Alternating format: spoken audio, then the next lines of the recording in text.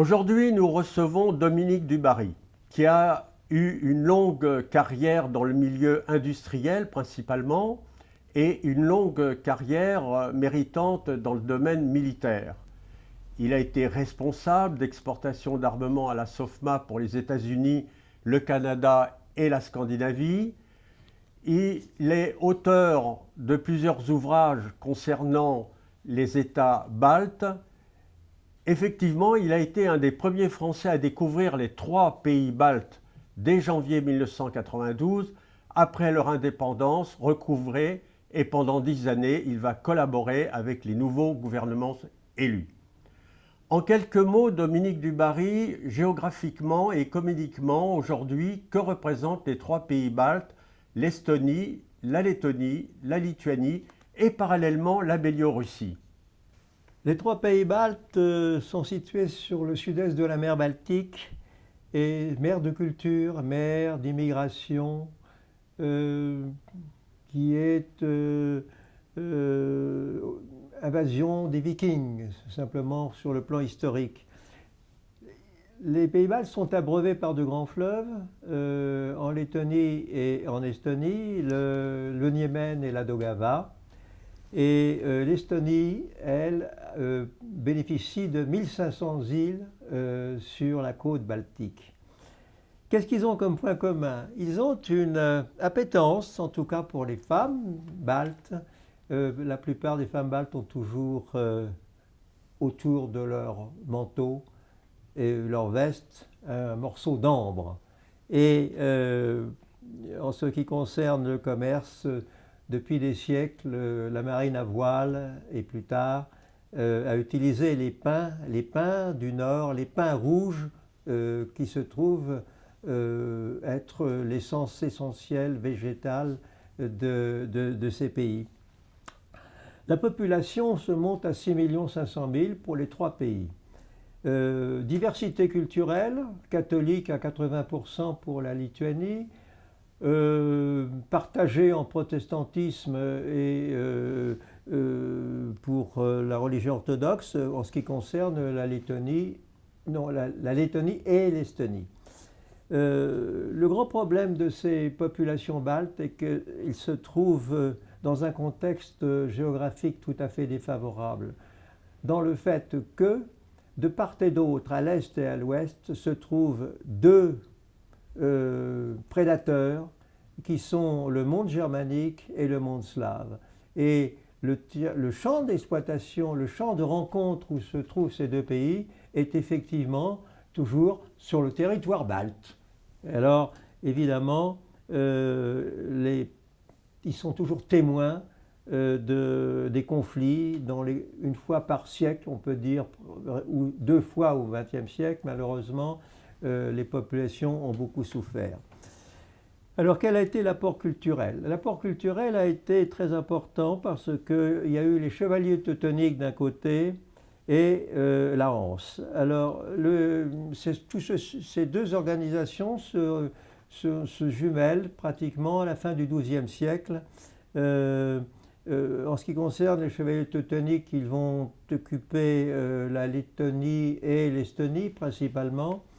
Et en ce qui concerne la Hanse, le commerce de la Hanse a été créé à Lübeck au XIIe siècle également, et a démarré avec les ports de Klaipėda, de Riga, de Tallinn, et évidemment avec des extensions à Bruges, à Bergen en Norvège, à Bordeaux. Il y a eu jusqu'à 200 installations de cette organisation jusqu'en Italie et même en Espagne. Vous voyez l'importance que ça a eu jusqu'au XVIe siècle. Alors, la bataille quand je parle des chevaliers teutoniques, il faut évidemment parler de l'invasion, de la bataille, la première bataille du monde slave et du monde germanique. Eh bien, c'est la bataille de Tannenberg en 1410. En 1410, une grande bataille, la plus grande bataille d'ailleurs du siècle, et qui oppose les Lituaniens et les Polonais face aux chevaliers teutoniques. Grande bataille très importante. elle a une conséquence, c'est que c'est une prise de conscience avec que ressentent et les Polonais et les Lituaniens d'une manière commune face aux dangers de l'étranger que sont les chevaliers teutoniques. C'est une prise de conscience et qui, vous allez voir, va durer 3 siècles, avec l'apport également de la Ruthénie, c'est-à-dire de la Biélorussie actuelle, qui sera couplée un petit peu avec la Biélorussie. Cette alliance qui va s'appeler la République des deux nations va durer 3 siècles. Et c'est un territoire considérable puisque c'est le territoire le plus étendu au XVe siècle de l'Europe, au niveau de la superficie en tout cas. Cette alliance de 3 siècles avec la Ruthénie va évidemment mettre fin, Catherine II va y mettre fin militairement en occupant et Varsovie et Vilnius, hélas. Et cette République des deux nations donc a vécu, et 125 ans après, il va falloir attendre la guerre de 14-18 pour revoir une indépendance des deux pays en question. Quel héritage a laissé cette alliance? Une université de langue latine, calquée sur le modèle de la Sorbonne à Paris. La plupart des professeurs au début donc, du XVIe siècle étaient des professeurs qui venaient de la Sorbonne, qui venaient de Paris en 1579. Une influence italienne très importante, architecturale au XVIIe siècle, principalement en Lettonie et en Lettonie, et également l'utilisation du droit commercial dit de Magdebourg. Et ce droit commercial a été colporté, bien entendu, vous vous en doutez, avec la Hanse. Elle a duré, ce droit commercial a duré jusqu'au XIXe siècle, puisqu'on l'utilise encore au milieu du XIXe siècle à Kiev. Je parle très vite de la parenthèse de Napoléon, 1812. Le 1er juillet, il proclame l'indépendance de la Lituanie, contre le tsarisme, bien entendu. Et le traité de Vienne en 1815 va mettre une fin rapide à ce qu'avait voulu faire Napoléon. Je passe très vite également. La Première Guerre mondiale, l'indépendance de 1920, cette indépendance va durer 20 ans, car le 23 août 1939, vous avez cet accord absolument surprenant entre l'Allemagne nazie et le communisme de Staline, du régime soviétique. Et cette alliance va être à l'origine de la Deuxième Guerre mondiale et évidemment un rideau de fer qui va s'étendre pendant un demi-siècle, comme le dit Winston Churchill, le rideau de fer s'étend sur toute la partie est de l'Europe. Voilà en ce qui concerne les 3 pays baltes. Alors je vous en profite pour vous montrer le premier livre que j'ai écrit sur les pays baltes, qui c'est les rencontres franco-baltes, 800 ans d'histoire partagée, avec évidemment beaucoup d'illustrations et également beaucoup de détails. Deuxième livre également sur les pays baltes, ce livre est France-Pays baltes, la force d'une relation lointaine pour les pays baltes, avec une image d'une grande église à Tallinn. Je termine avec le 3e livre, qui a l'objet beaucoup plus développé maintenant, puisque nous allons parler de la Biélorussie. Voilà le titre du livre, D'une mer l'autre, de la Baltique à la mer Noire, la confluence de 2 mondes. Alors la Biélorussie.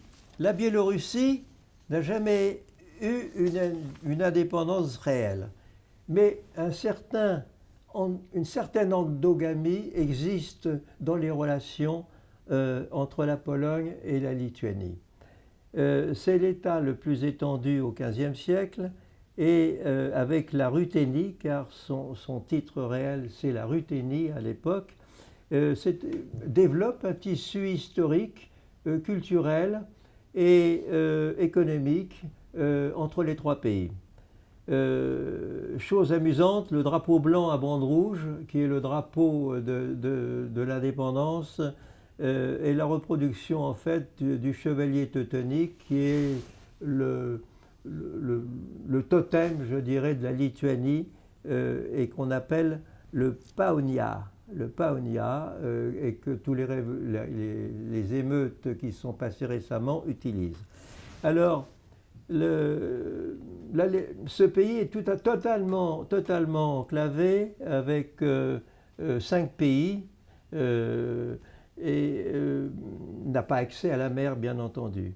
Son chef politique, qui a été élu en 1994, a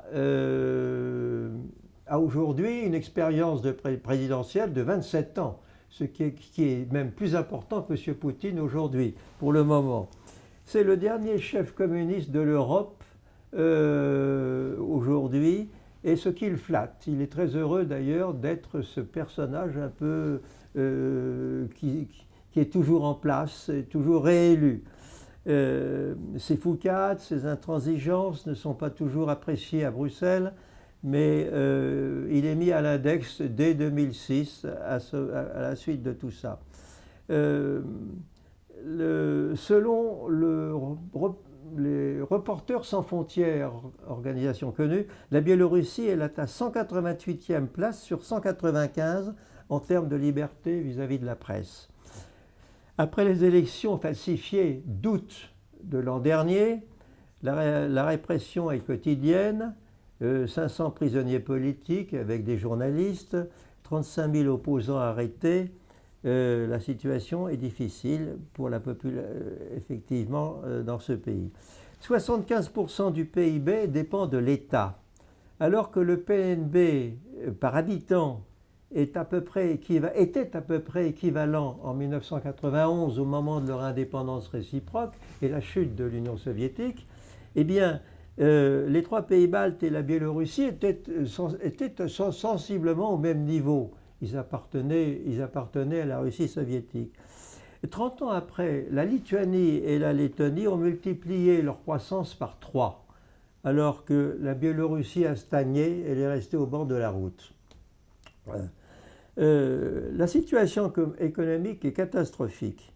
La banqueroute est annoncée, la dépendance vis-à-vis de Moscou est croissante, et un site d'investigation a calculé que Moscou a apporté 120 milliards de dollars en 25 ans à l'économie biélorusse, dont 5 milliards pour l'usine nucléaire d'Astroviets, qui est pratiquement terminée et pas encore donc en activité. Alors, si l'Europe traîne dans l'application des sanctions, la Russie compensera en devenant encore plus propriétaire de l'appareil d'État et des entreprises. C'est ce qu'il faut s'attendre. Mais pour combien de temps? C'est la question. Les deux autocrates sont sur une bicyclette qui s'emballe dans une descente où il n'y a pas de frein. Poutine ne peut que suivre. Et où va la bicyclette? Évidemment vers le néant. Les sanctions annoncées par l'Union européenne ne vont pas changer les errements du chef de l'État, qui a un logiciel politique déjanté, si l'on peut dire, face à Poutine, qui lui a le temps pour lui. Le grand frère attend la faillite pour rafler la mise. Il annoncera au peuple russe le retour au bercail de la Biélorussie. Il se comporte déjà en parrain de M. Loukachenko. Tous les postulants à l'élection présidentielle ont été mis en prison ou sont partis à l'étranger. L'épouse de l'un, Svetlana Tsikhanovskaya, qui a été auréolée du prix Sakharov, est réfugiée à Vilnius, en Lituanie, et évidemment est très probablement la personne qui sera à la place de Loukachenko un temps prochain.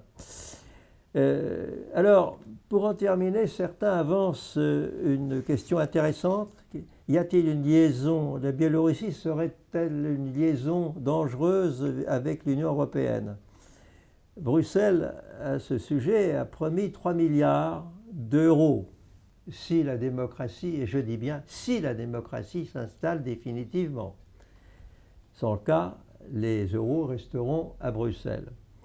Il est vrai que l'Union européenne aime alimenter en son sein des serpents venimeux. Je cite au hasard, en vrac, le Kosovo, l'Albanie, voire la Turquie. Le résultat aujourd'hui donne déjà une réponse. Dominique Dubarry, vous avez résumé en quelques mots et éclairé nos idées. Vous avez résumé le passé, le présent, le futur. Pour un dernier mot, un tout dernier mot avec les actualités qui nous pressent, quel serait votre adjectif? En ce qui concerne la Biélorussie, oui. Situation excessivement complexe. Mettons-nous à la place de la population qui souffre. Dans un pays qui subit le régime communiste que les autres démocraties ont abandonné pour leurs bienfaits d'ailleurs, puisque les résultats économiques et financiers, l'intégration à l'Europe, etc., l'adoption de l'euro, tout cela fait que ce sont quand même des avantages certains. On peut se poser la question d'un pays qui est vendu par son chef d'État et qui est vendu à la Russie de M. Poutine. On peut se poser la question, effectivement, et pour garder son pouvoir, il est prêt à vendre tout ce qu'il possède dans le pays, c'est-à-dire les appareils de l'État, bien entendu, les sauve-causes, les usines de l'État, puisque 75% de l'économie dépend de l'État. Et c'est ce qui est le grave problème, effectivement, et le manque de liquidité du fonctionnement de ce pays. Merci Dominique Dubarry. Je rappelle vos 2 derniers ouvrages à lire effectivement pendant nos vacances et pendant le temps qui nous reste.